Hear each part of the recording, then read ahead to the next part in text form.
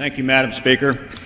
Yesterday was the 11th anniversary of the attack on America from 9/11 in 2001, where Americans were killed, and it was an act of terrorism. But yesterday, Americans were attacked again in two attacks, in Egypt and in Libya. Apparently, terrorists attacking us again on 9/11.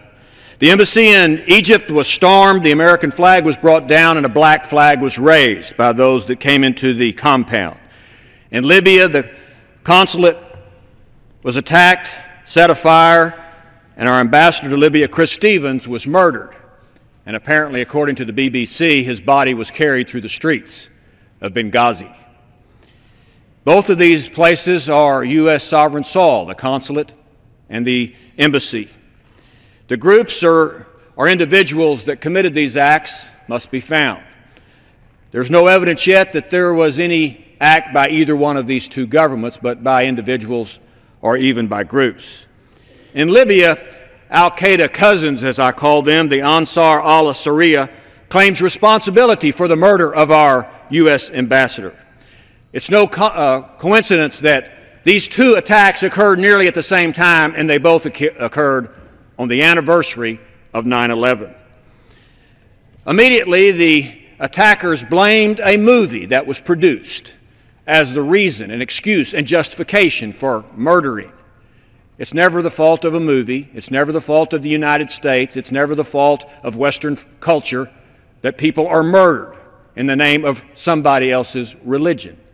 It's the responsibility and it's the fault, and the people to be held accountable are the ones who committed these specific acts of terror against the United States.